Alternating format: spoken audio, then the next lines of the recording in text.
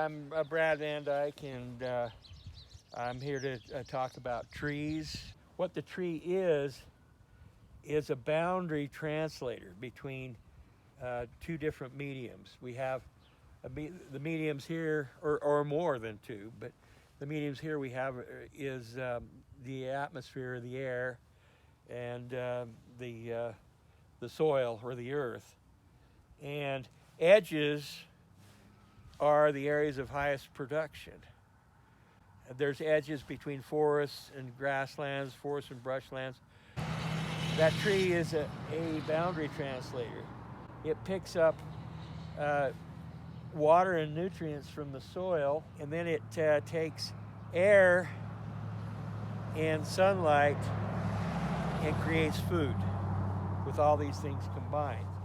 Okay, so I get called oftentimes to come and get people's trees healthy with a pruning, but that's not going to fix the problem. The problem is the soil. So you give it nitrogen and phosphorus and potassium. The tree needs those, but it needs a lot more than that. It needs a living soil. What happens is the soil is like a living organism, or a combination of living organisms, and the tree needs those. If you put a tree in a sterile soil where none of those organisms exist, they get sick and they may die. They may not even grow. That's because the roots of the tree actually hook up. They attach to fungal organisms called mycorrhiza. They're like it's called a fungal root is what that means. Mycorrhiza means a fungal root. So if you have healthy soil, your fungi are alive, and they connect to your tree roots, and they will get about 10 times the nutrients they do without the soil life. Now, grass and trees, we tend to put them together in our modern landscaping we've got from modern landscape design.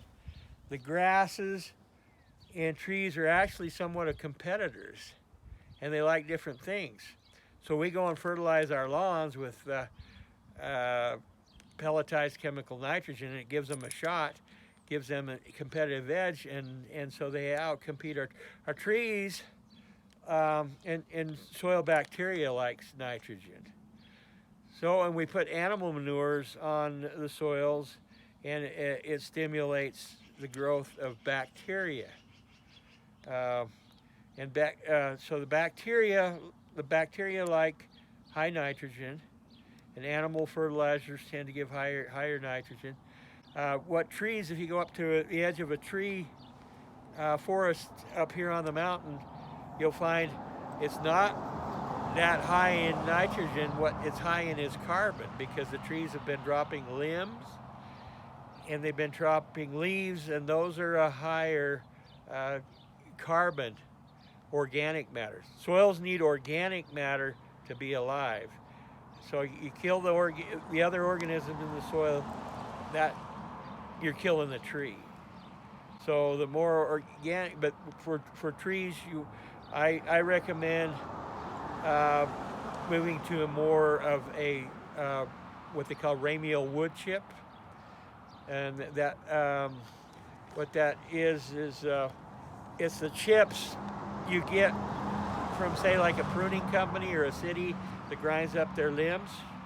Leaves are good. You can use straw as high carbon. You might want to even, you could mix a little manure in, but really what our trees, if you give them too much nitrogen, they grow, fruit trees in particular, they grow a lot of lush, succulent growth, and that brings in the insect and bacterial pests. They can even, the insects can even smell that kind of growth. So what you want to do, if you have a higher carbon, and I recommend it as a mulch on the top, because that's the way nature does it. It puts all the leaves and twigs and breaking down trees on the top, and the fungus in the soil feeds on that. Then it connects up the tree. People get mad at trees. They want trees to be perfectly clean and sanitary. Trees are always dropping things. They're dropping leaves, they're dropping twigs. They're dying and falling on the ground. So we have to be spick and span and tidy, and we clean up all that stuff and throw it in the truck and haul it to the dump. Well, that's starving the tree. If the fungi are building a lot of the nutrients and then giving them to the tree can put more energy into protecting itself from disease. You can learn about this, go on YouTube and to Michael, what's his name? Michael Phillips. He just died recently, but he put out some really good videos on the successful biological orchard. There's about 16 videos online, but one of the first one explains all this about how soils relate to flavor and insect, other pest protection. So really, if you want to take care of the tree, the first step is to take care of the soil. So that's why you get the wood chips from, say, tree companies or cities, because they're made with the branches. The branches, you know, up to 2 inches diameter, are just the right nitrogen-carbon ratio. So you're mimicking a forest by doing that. Okay. So this is kind of high nitrogen because it's animal manure.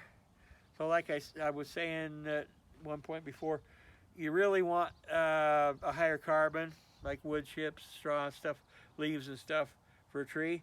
So, but this could be, you know, mixed with wood chips. You're probably okay there. So there's the soil. And I really like to keep this organic matter just a little bit away from the trunk. I've seen what happens when it's too close to the trunk. A lot of times you'll stimulate some sucker growth, which you don't want, you know. So, or you'll get rooting out into this, and it's just, or you may burn the trunk. So you're just giving it a couple of inches there. Okay. I mean, you could probably put a thin layer right up to the trunk, but I'm just going to say that's probably pretty good right there.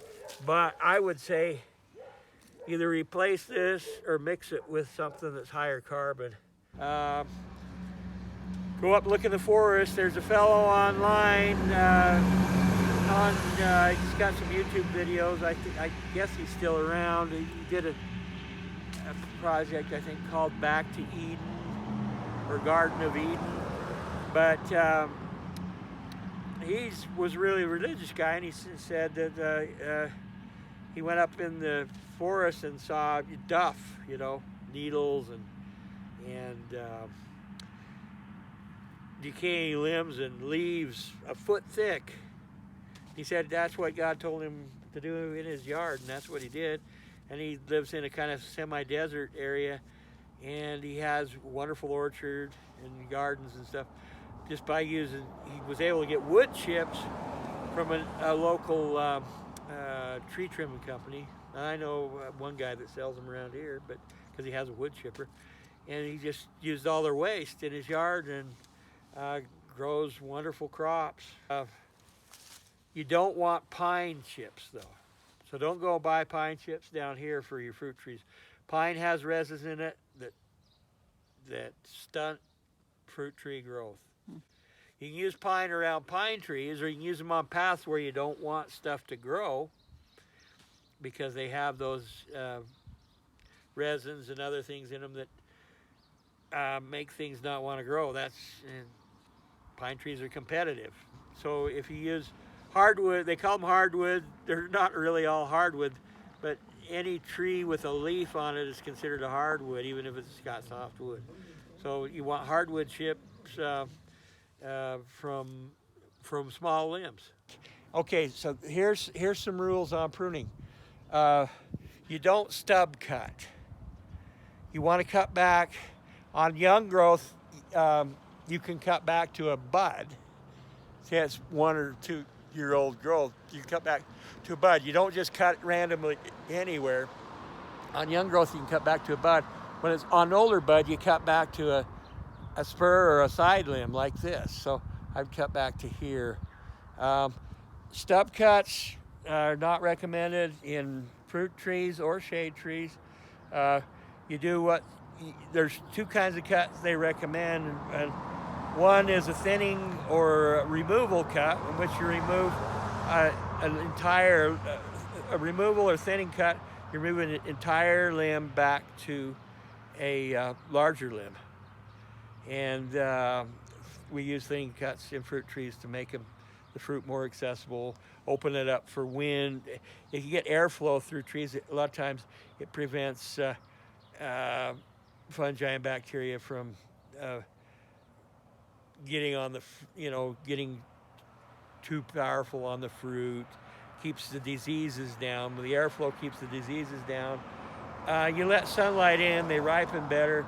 So that's why we do thinning cuts on fruit trees, one of the reasons. It just makes a healthier tree anyway, because there's not so much competition.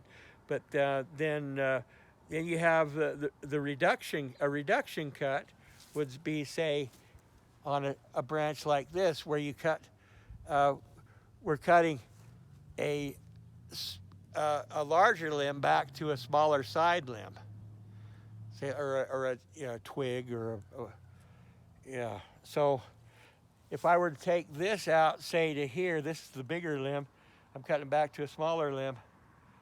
That's a reduction cut. We're reducing the length of a large limb back to a small limb. If I were to, say, take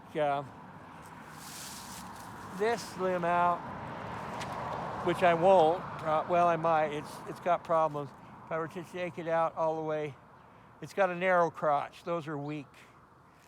But I may not take it out entirely this year, but I take some of it out. So one will become more dominant, and you might form a better collar here. But so a removal cut, I would remove that entire limb out to a bigger limb. That's a thinning cut. And the reduction cut would be, say, if I cut it back into here or here. But I'm always cutting back to another limb. I don't leave stubs. And on a removal cut, you look for a tree ring. We don't want to make flush cuts. We don't want to make, which is you cut into the ring to make a straight line down, but we don't want to leave a stub. This one here is coming out, it's dropping and then coming out, and it's kind of low. I would take it out and see, you watch again, there's usually a little collar. You don't cut into the collar, you cut just outside the collar, and that's gone. This is here is problematic because that's going down. Ideally, you want, say, somewhere, maybe a 40 to 60 degree angle. At least you wanted a limb ideally comes out above the horizontal, but below the vertical. So, but 45 is just a good general idea. But this okay. So the other thing is, if you're open center, you don't want limbs growing back into the tree, at least not very long. And I don't necessarily want to take that all the way out, but we can leave it until we see if it's going to grow. I took some of that out so it's not growing back into the center. And if you've got a really bad tree, now see here, that's something that's died, maybe an animal hit it or something, or it was pruned or something, but we'll take that dead stub off back to the living. And if you take a stub out, you really don't want to cut into if it's dead, you don't want to cut into the live, because that's live is forming a little ring around that's going to seal that wound over. This is, like I say, this is kind of weird here. It's growing down.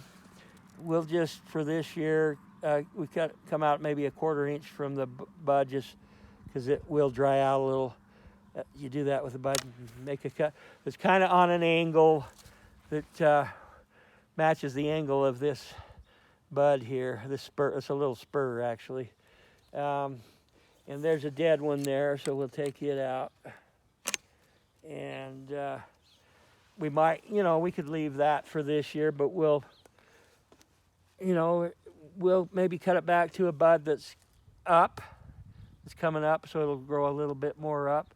because that's a fairly low angle.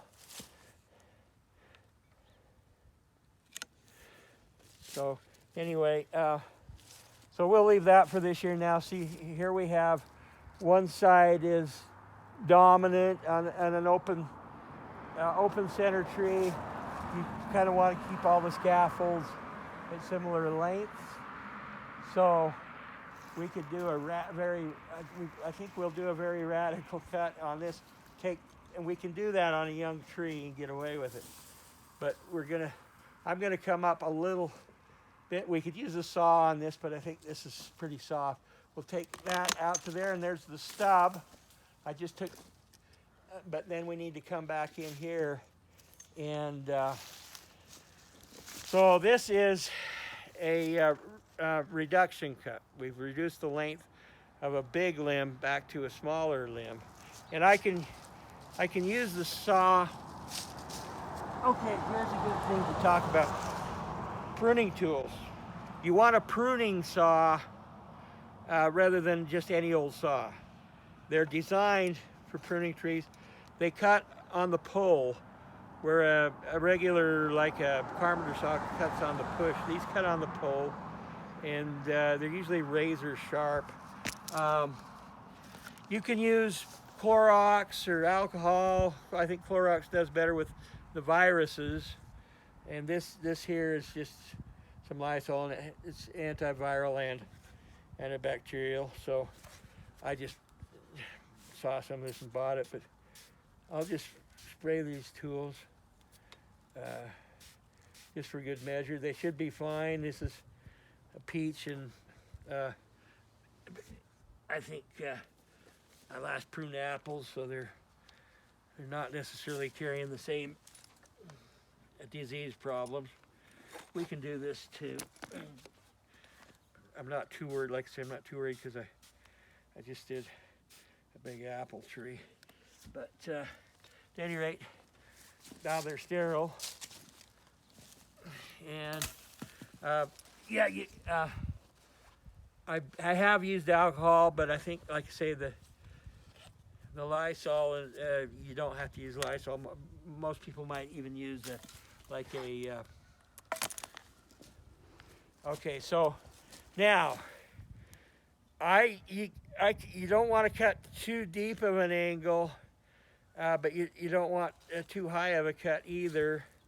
So if there's a horizontal line kind of going through there, I'll go just under it and kind of match the angle that's coming off of. That'll give it. And you don't want to cut through that. There's a kind of a bark scar there, and there's sort of a ring there. So we're going to cut just outside of it. And then they seal better. They don't rot.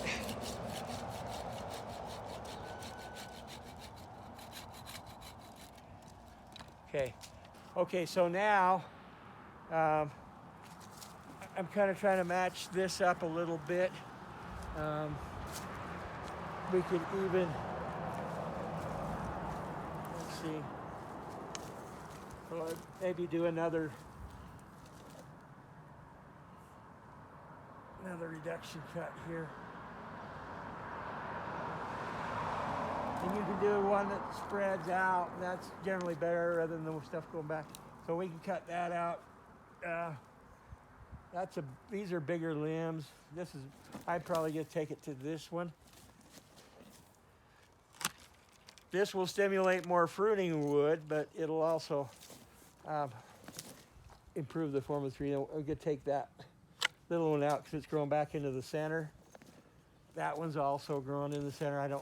I'd take it back, maybe take it to a bud, and then this growing back through the center. Keep that center open. I could cut it back to a bud, but I'm just gonna take it out entirely. Okay, so here's kind of a general rule of thumb. You take the dead, diseased, damaged, the crossing, in the parallel. So those coming back through the center are crossing limbs, so they come out. There's another crossing limb there. It's coming back across this one. And you're trying to spread them out a little. Like I said, peach is going to have a little more compact form than an apple.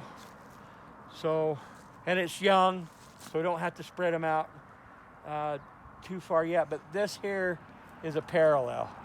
One of those has to go, and I'm going to say we'll leave this bigger one because they're competing. I like the angle on this better, on this one better. If I wanted to get violent, I could take this one out, though. I don't know whether I will. Let's see if I... Well, maybe let's take this one out then. There's a little bit of a collar there. You can see it's this little swelling. So you want to just go just outside that swelling, and then it seals better. So see, it's not a complete flush cut. It's not an exact line through that. A flush cut would be a bigger wound, and this collar here will seal over that wound and make a barrier on it. So, all right. So, like I say, we don't have to perfect this tree all at once, but we can start to spread it, and this will stimulate more growth through the pruning. This time of year will stimulate more growth. I'm going to cut that out. That gives some space between those two. Brad, what's the ideal time to do the pruning? This is a good time. It might be, some people will say it might be a little early for peaches, but I don't think so. We're through our coldest time period now. We're in mid-March. Apples and pears you can prune throughout the winter. Ideally, you could start apples in January, but you can even do it in December with apples. Apples and pears are very cold hardy. I like to wait for my stone fruits. Mid-March is a good time to start thinking about it. What's the latest time you could do it? Okay, so on a pear have a tendency to be extremely vigorous. So you can wait till they're starting to blossom. You can prune them when they're blossoming. Pears like to go way up, and so a late pruning on a pear is good if you can do it. If you can, some orchardists will wait longer. They wait till blossom to prune these. I don't think we need to on this one because it's a young tree. We do kind of want to stimulate the growth, so if we can do it earlier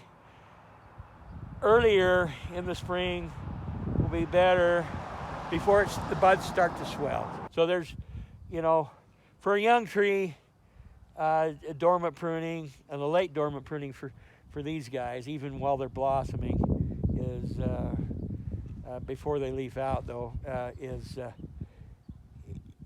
a good way to go. Here again, this is kind of a parallel here. There's not much space there. So, so I think we'll just take that. We can take it back with bud, but I think I'll just take that back all the way to. There's a little collar there. We'll just cut at the collar. That comes out. That spreads out a little. These are trying to grow into each other, so I might just take that out right to there. And I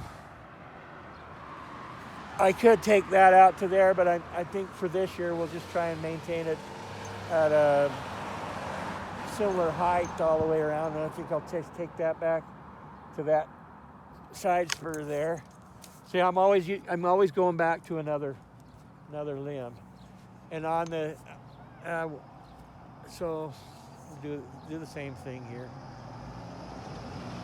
We could even go back to that one. That's fine. And here again, we've got one in the center, and this is kind of growing back that way.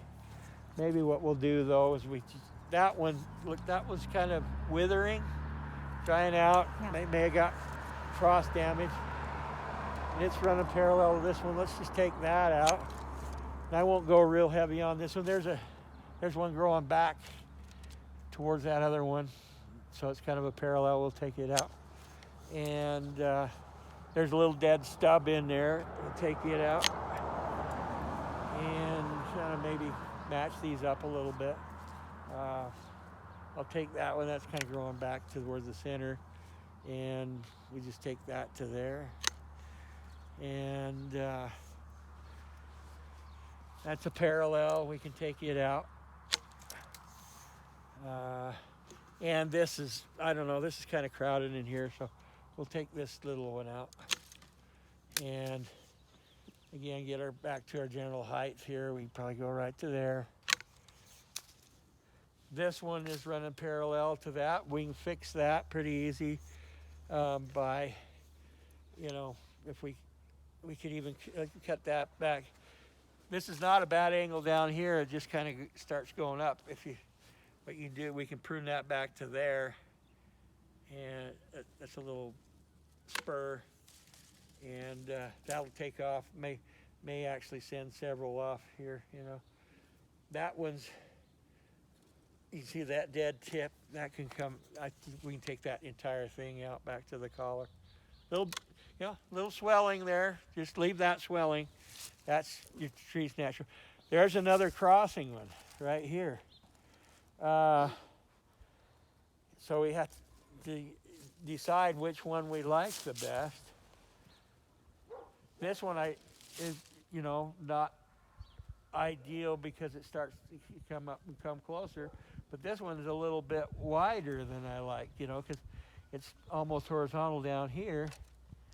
So it's one of those 6 of one and half a dozen of the other things. Here's another one that's coming up and crossing in parallel. We'll cut that back to there for this year. And so I'm just going to take a good gander at this and decide which.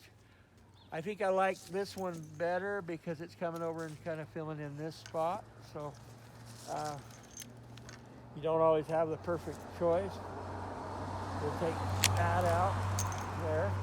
So you just got rid of a crossing and limb. And there was a little side one coming out, so cut it off. Okay, there's another one that's coming back and crossing. And it's kind of growing back. This whole thing's growing back in the interior. So we can just cut that out to there for this year. We don't have to get too crazy. And then that may send some stuff off this way. There's another dead one. Ideally, I probably would have went through and got all this dead out to begin with, but it's working. So let's cut that dead out. That's alive. That looks pretty dead, so we'll take it out. Always cutting back to another limb or on the very young growth, you can cut back to a bud. This is very young growth. We'll cut to a bud on the top. That way it'll grow up. And okay, so you got one here. Yeah, that could come out all the way. This one here is kind of low. I think and this one's starting to come down. So I think what we'll do is cut that back to there for this year. Maybe next year cut it back to there. But this one's coming down. I'll take it out. This probably could come out all together. I think this one's gonna fill in that spot. So again, we'll go back to the collar. And that's coming down. I think we'll leave it. All this stuff gets leaves on it. So like again with a bud, you want to come out maybe 1/4 of an inch. That's dead. And that's dead back to that bud, so we'll take it out. It's like an old cut. I think maybe we'll leave this one for this year and just maybe take it off next year and just cut to a bud that's coming the general direction we want, maybe right there. That bud will come out this way. maybe give us a branch over here, which we may eliminate as the tree grows bigger because we don't need it. But for now, even a little bud, this one here, I think let's see, I think we can take that out to that's parallel. We could probably just take it out all the way. And there's one coming down. We'll take it off. Little dead tip there. We'll just take that off. And that's okay. These are kind of crossing. We can take that little one off. And then here again we have a parallel right in there, and I'm gonna leave this one and take that little one off there. And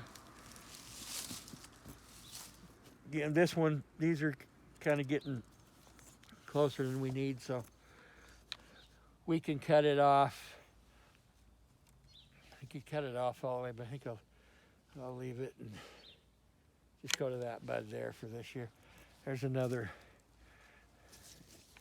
parallel. And let's just cut it there. It'll give us a few leaves there, and there's another one, and so there's a bunch in there. We'll take one of those out all the way.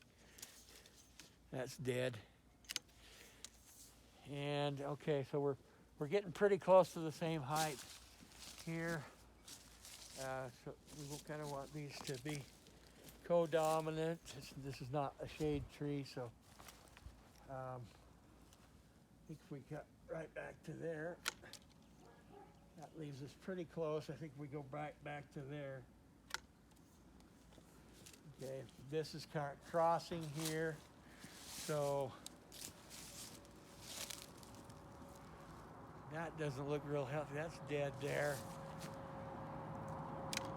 Don't like the general. That's dead. That's a lie. I think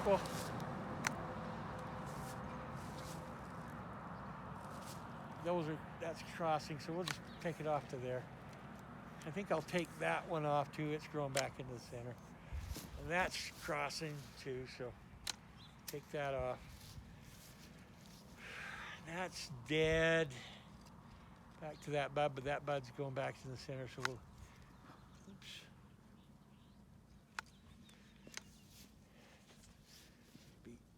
Cut that there. All right, I think it's starting to shape up here. This is a little kind of thick in here. Some of that ought to probably come out. It's not going to make that much difference, but it's general height. But I think maybe cut that.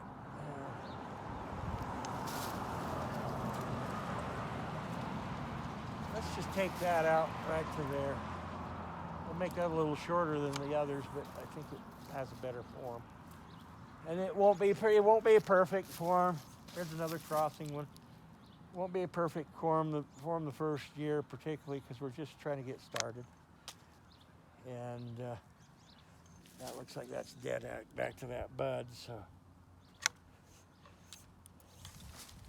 you'll get dieback in these peaches. They're just not as cold hardy as an apple. So you're probably always going to get some of these little dead twigs. And that may change as you get more, if you start building up your soil fungi, you know. There's a dead head, and they're kind of trying to grow back into the middle. So we'll redirect those back to a bud that's going out. There's another dead end. And so there you go. I think that's another dead one. We can cut that back to maybe that live bud right there. I think I saw something else. That can come out. It's growing back in the center. This is a little bit too horizontal for my taste. So, you know, if it gets fruit on it, it'll break. Get that angle up. That'll get weight on it and bend over a little bit, but that'll be okay. And that was kind of growing back to the center. And I think we'll just take it off. There's a dead one. Oh, that's alive, but it's running parallel. That's coming down some, but I have a tendency to over perfect things, and if you try and perfect the tree, you won't have anything left. So I think we're getting pretty close. I think we better leave some of this. There's a pruner's rule that says leave some for next year. So some people don't like that because they think you're milking the job that way, but it's just a fact. It's easy to just overdo it. This is a tree that's dying, but we want to see if we can save some of it, because on these fruit trees, sometimes they can be pretty mangled and still bear fruit, but we want to get the dead out of it. So this entire limb is coming out, and to take a big limb out, you do a 3-cut or tri-cut method, which is the final cut's going to be down here, somewhat on the similar angle to what this is coming off, maybe a little higher, but it's going to come in here at this union.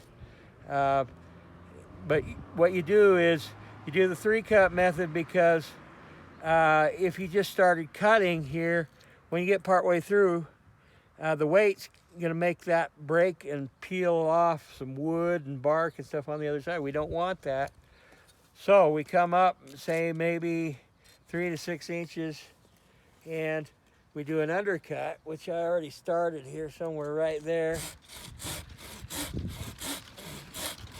May become maybe a third of the way through, and then or two to a half, third to a halfway through, and then we come on the upper side. Don't want to go too far, or the weight of that will squeeze your blade in there and trap it. Then we come back on the top, and we come out just a little bit, maybe a ½ inch, ½ inch, whatever. ½ inch probably better on something this big. And then we cut the top, so we're out just a little bit further than that bottom cut, the undercut. This is our overcut. And when it gets to the right spot, it just falls out like that. And then you don't get all that splitting because you have that undercut protecting it. Then we come back and we can look here to see what we got going here, but it looks like that's died back pretty bad. But we want to come just outside the live bark that's coming on this one. We don't really want to damage it if we can avoid it, so we come up just a little above that, and we put a little angle on it. This is our final cut.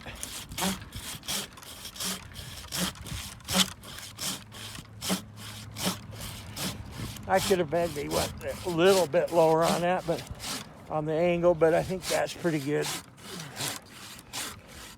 That gives it enough wood to kind of keep it, to support this. Even though a lot of this is probably, this looks like it's died all the way down into here. Yeah, but it'll be all right. I mean, it won't be, maybe not for long, but you could get some fruit out of this year. So stubs out, because they just get suckers on them. They call it a hydra head. So you cut a limb off of the stub, and then it grows 10 more heads. It's like the Hydra monster in the Greek mythology.